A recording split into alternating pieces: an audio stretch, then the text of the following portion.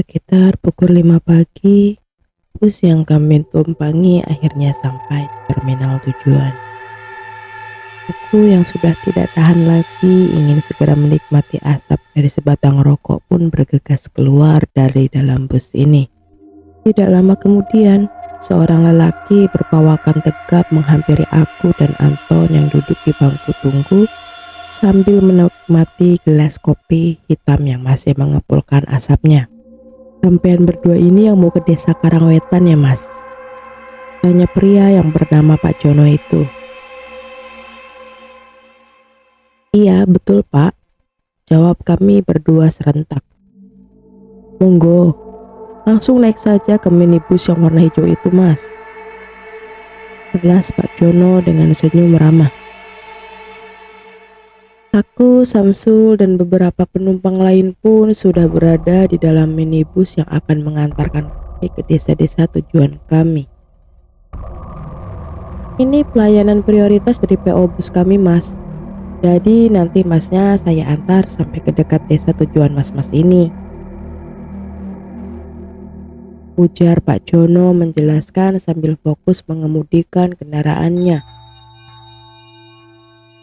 "Sampean berdua ini ada keperluan apa mas datang ke desa Karangwetan?"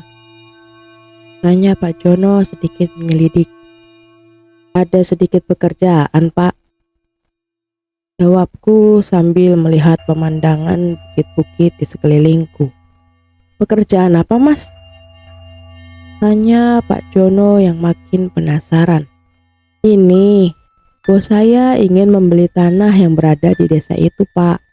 Katanya ada tanah seluas yang lokasinya dekat dengan pantai," jawab Anton menjelaskan.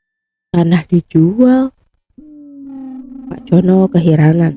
"Pesan saya hati-hati mas di desa itu. Desa Karangwetan itu terkenal wingit dan penuh misteri," ungkap Pak Jono dengan mimik wajah terlihat tegang. Dari bagian belakang pun terdengar bisik-bisik penumpang yang sepertinya menganggap bahwa aku dan Anton hanya cari penyakit saja ke desa itu. Setelah 2 jam perjalanan, kami pun tiba di pertigaan jalan menuju ke desa Karangwetan. Sambil membantu menurunkan barang-barang kami, Pak Jono pun kembali berpesan kepada kami dan memberikan kertas berisi nomor handphone beliau. "Mobil saya cuma bisa sampai sini saja mas, karena jalan menuju Karangwetan hanya bisa dilalui motor roda 2 saja," ucap Pak Jono dengan mimik wajah agak sedikit panik. "Ya pak, tidak apa-apa. Kami sudah ada yang menjemput kok. Terima kasih ya," ucapku sambil memberikan sedikit uang tip untuk Pak Jono. Beliau hanya menganggukkan kepala dan bergegas masuk kembali ke dalam minibus yang dikendarainya. "Hubungi saya saja kalau ada keperluan mendesak mas," ucapnya dari balik kemudi minibus yang perlahan mulai meninggalkan kami berdua. "Kok Pak Jono kayak orang ketakutan gitu sih boy?" ucap Anton membuka percakapan kami. "Iya Ton," jawabku singkat sambil melihat pemandangan di sekitarku yang nampak begitu gersang. Kami berdua pun duduk di depan bangunan yang nampak seperti pos ronda, dengan sebagian atap yang masih tersisa dan sampah daun kering yang berserakan di dalamnya. "Halo pak, kami sudah sampai di depan desa pak," ucap Anton yang sedang menghubungi seseorang. "Baik pak," ucap Anton lagi lalu memasukkan handphone ke dalam tas kecil miliknya. "Kita diminta menunggu orang yang akan menjemput kita boy. Barusan gue telepon Pak Bara," ucap Anton yang nampak sedikit lesu. Setengah jam berlalu, kami masih menunggu kedatangan orang yang bertugas menjemput kami. Semilir angin di pagi hari dengan mendung yang menyelimuti daerah ini membuat aku merasakan sensasi yang berbeda. Anton yang sedari awal sudah terlihat gelisah pun kini mulai berkeluh kesah. "Lama banget nih orang, udah hampir 1 jam gak datang-datang nih," gerutu Anton. "Mana tiba-tiba merinding lagi," imbuhnya.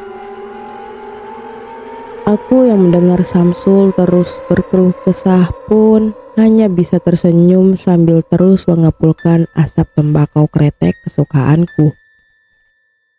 Memang suasana di sini terasa berbeda, dan menurutku desa ini menyimpan banyak misteri atau hal-hal goib yang ditakuti banyak orang. Setelah beberapa saat, aku dan Anton hanyut dalam pikiran masing-masing. Tiba-tiba, aku melihat seseorang yang berjalan menuju ke dalam desa Karangwetan. Ketika jaraknya semakin dekat dengan tempat kami berada, orang itu menatap aku dan Anton dengan tatapan mata tajam. Aku yang merasakan ancaman dari seseorang yang mungkin warga asli daerah itu pun lalu melemparkan senyum sambil menganggukkan kepala. Awalnya aku ingin menyapa dan menghampiri orang itu. Tapi aku urungkan niatku setelah melihat wajah Anton yang nampak ketakutan. Setelah orang itu pergi, Anton berbisik ke arahku. "Boy, lu ngerasa ada yang aneh gak sih di sini?" tanya Anton. "Ya Ton, aneh banget dan hawanya serem. Padahal kan kita belum masuk ke desa," jawab. Beberapa saat kemudian Pak Agung datang bersama seorang temannya menggunakan 2 motor untuk menjemput kami. Sekitar 10 menit berjalan dari pos ronda yang berada di luar desa tadi, aku melihat seseorang yang sedang berjalan menuruni bukit yang berada di sebelah kiriku. Sekilas aku seperti pernah bertemu orang itu, tapi aku lupa kapan dan di mana aku bertemu dengannya. "Kayak pernah ketemu sama bapak tadi deh," bisikku dalam hati. Entah mengapa tiba-tiba aku teringat mimpi yang aku alami semalam. Mimpi itu seperti nyata, dan baru kali pertama itu aku mengalami mimpi seperti halusinasi. Aku menoleh ke belakang untuk memastikan orang yang aku lihat tadi masih ada. Tapi ternyata di belakangku sudah tidak ada siapa-siapa lagi di sana. Spontan bulu kuduku meremang. Dan aku kaget bukan kepalang ketika Pak Agung yang sedang mengendarai motornya tiba-tiba berhenti dengan mendadak. "Ada apa, Pak?" tanyaku membuka percakapan. Pak Agung lalu menunjuk ke arah depan lalu berkata, "Ada ular, Mas," ucap Pak Agung dengan tenang. Ular hitam dengan belang putih dan panjang sekitar 2 meter yang melintas di depan kami berhenti dan menatap kami sambil menjulurkan lidahnya. Jarak antara ular itu dan sepeda motor Pak Agung yang sedang aku tumpangi hanya sekitar 3 meter. Kondisi itu membuat Pak Agung perlahan memundurkan motor sambil menoleh ke arah belakang. Setelah jarak antara kami dan ular tersebut sudah agak jauh, Pak Agung lalu mematikan sepeda motornya dan memintaku untuk turun. Anton yang sedang membonceng Pak Yadi pun ikut turun dan menghampiriku. "Ada apa, Boy? Kok kita berhenti di sini?" tanya Anton. "Ada ular, Ton. Itu dia ada di tengah-tengah jalan," jawabku sambil menunjuk ular belang tersebut. "Kita tunggu sampai ular itu pergi ya, Mas," ucap Pak Agung. Dari arah belakang Pak Yadi yang sepertinya sudah tidak sabar pun berkata, "Aku putu nembah kromo," ujar Pak Yadi yang kini sudah berada di bagian paling depan di antara kami. Setelah Pak Yadi berkata seperti itu, tiba-tiba ular itu bergerak memutar tubuh panjangnya dan bergerak menuju bebatuan yang terlihat seperti tebing yang berlubang. "Wes, aman. Ayo lanjut, Gung," ujar Pak Yadi yang berjalan ke arah sepeda motornya. Setelah setengah jam perjalanan menyusuri bukit batu yang nampak kering, akhirnya aku dan Anton tiba di rumah Pak Agung. Hal yang pertama aku lakukan ketika sudah berada di teras rumah Pak Agung adalah mengambil handphoneku dari dalam tas lempang yang ada di depan dadaku. Tapi alangkah gusarnya hatiku ketika mengetahui bahwa di daerah itu tidak ada sinyal sama sekali. Waduh, di sini nggak ada sinyal ya Pak? Tanyaku sambil menatap Pak Agung dan Pak Yadi bergantian. Pak Agung hanya menggelengkan kepala dan tersenyum kepadaku. Tapi yang membuat aku dan Anton kaget sekaligus berpikir keras saat itu adalah ucapan Pak Yadi yang mengatakan, "Kalian ndak butuh sinyal di sini. Nikmati saja hari-hari yang masih bisa kalian temui esok hari," ujar Pak Yadi dengan ketus. Setelah melontarkan perkataan yang membuat hatiku tidak nyaman, Pak Yadi pun berlalu pergi tanpa berpamitan kepada kami.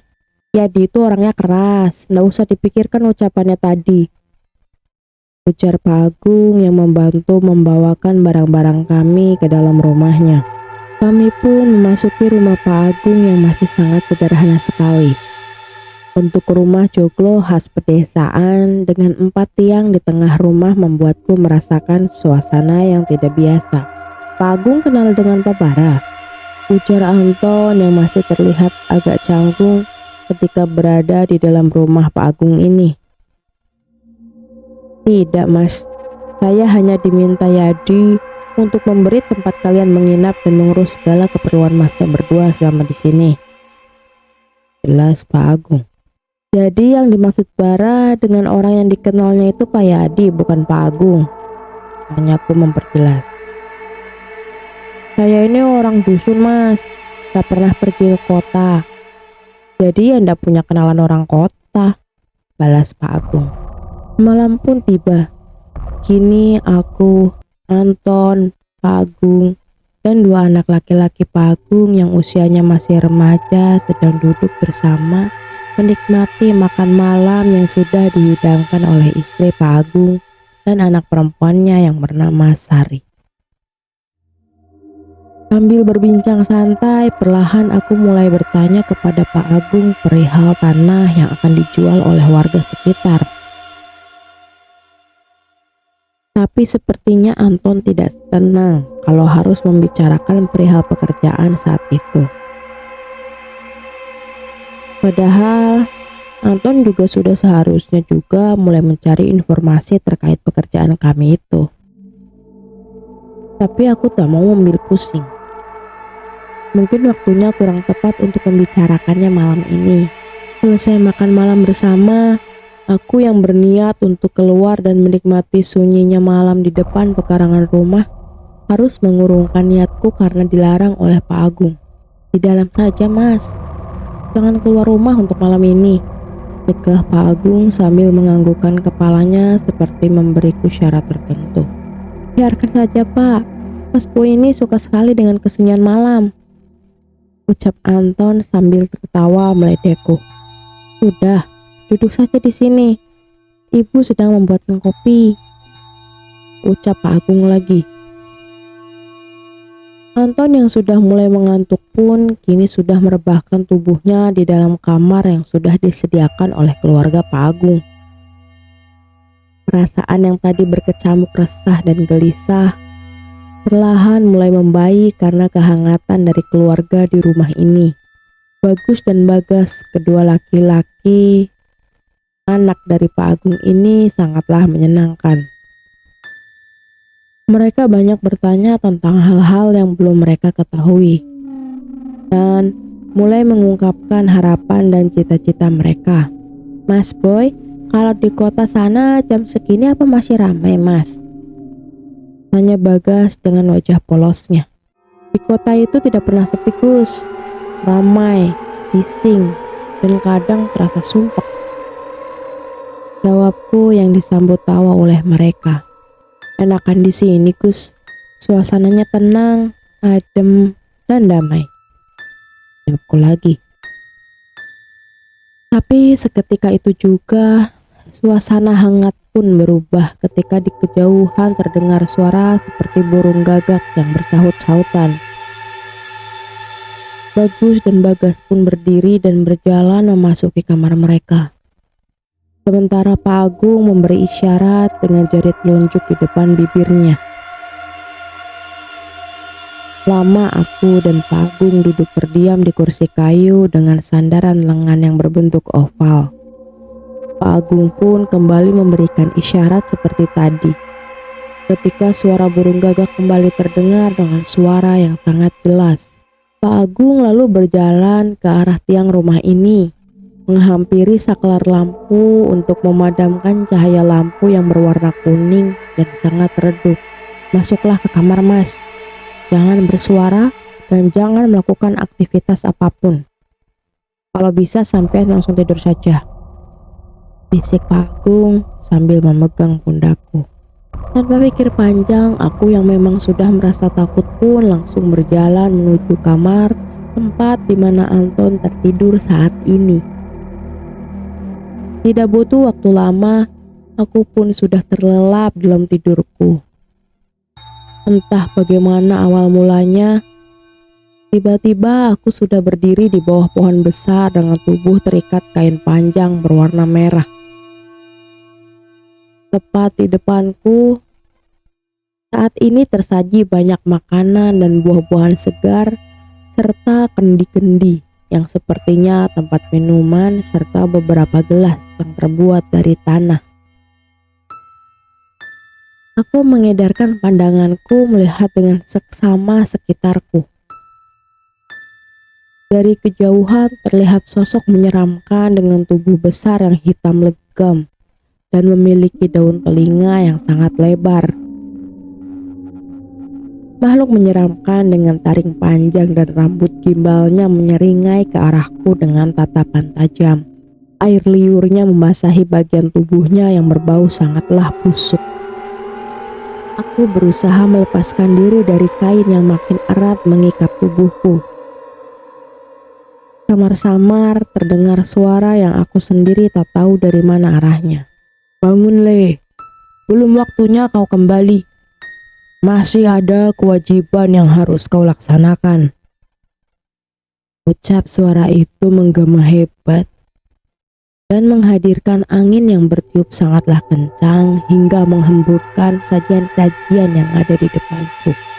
Aku terbangun dari tidurku dengan keringat yang membasahi kaos oblongku serta rasa sakit yang kurasakan di beberapa bagian tubuhku. Aku sangat bersyukur. Apa yang kurasakan tadi hanyalah sebuah mimpi. Mimpi yang kurasakan sangatlah nyata hingga menyisakan rasa sakit di bagian yang tadi seperti terikat kain berwarna merah.